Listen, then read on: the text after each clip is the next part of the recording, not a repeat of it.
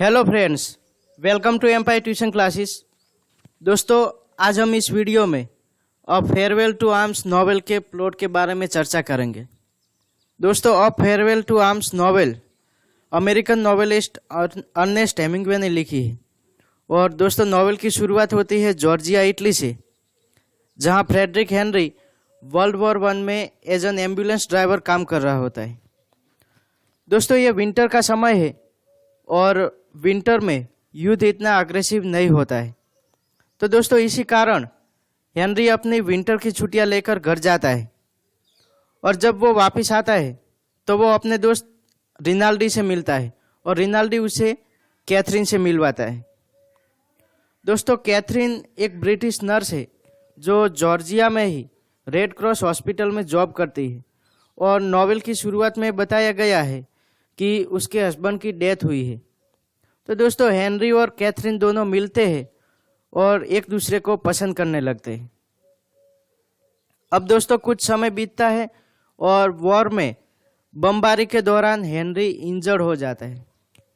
तो हेनरी को ऑपरेशन के लिए मिलान के एक अस्पताल में पहुंचाया जाता है। अब दोस्तों, इत्तेफाक की बात यह है कि कैथरीन की भी ट्रांसफ़र इसी हॉस्पिटल में हुई है और इस हॉस्पिटल में हेनरी और कैथरीन दोनों मिलते हैं और दोनों का लव अफेयर शुरू होता है।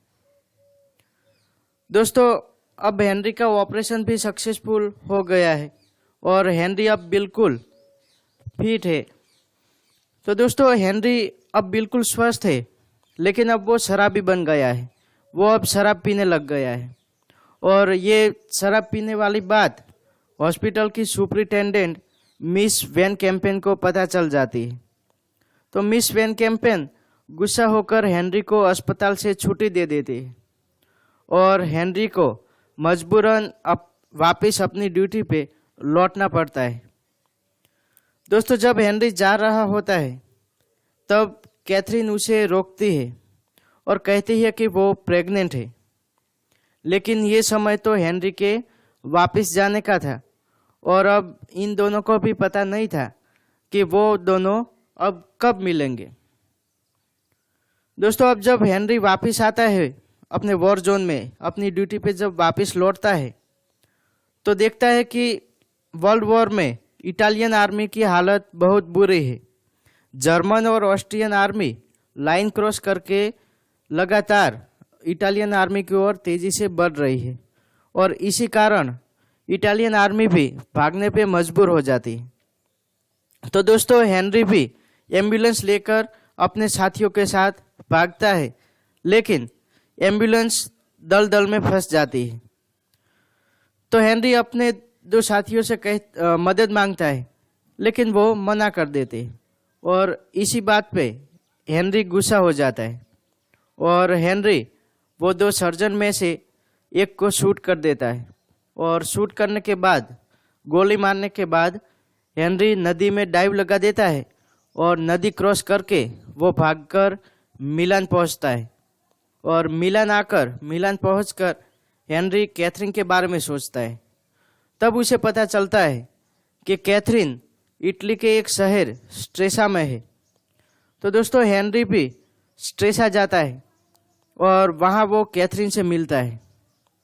दोस्तों, कैथरीन और हेनरी दोनों स्ट्रेसा में मिलते हैं।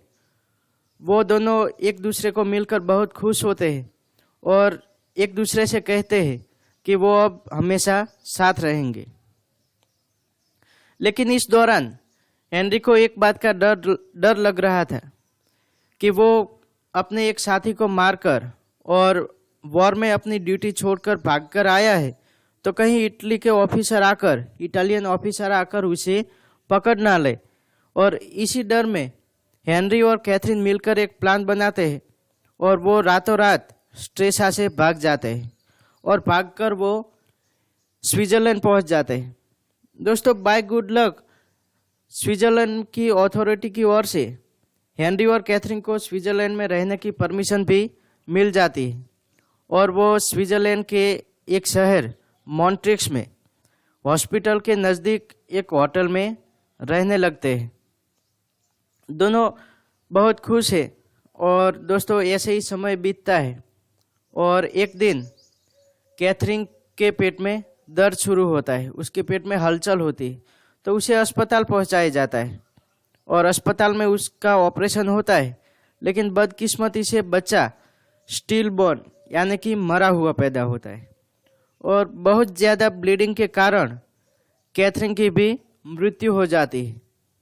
दोस्तों हेनरी कैथरीन को आखिरी विदाई यानी कि अंतिम जो आखिरी बाय है वो बोलना चाहता है, लेकिन अब क्या, अब तो कैथरीन एक स्टैच्यू बन चुकी है।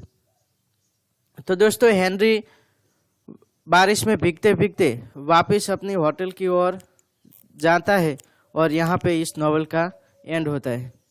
धन्यवाद दोस्तों, थैंक यू वेरी मच।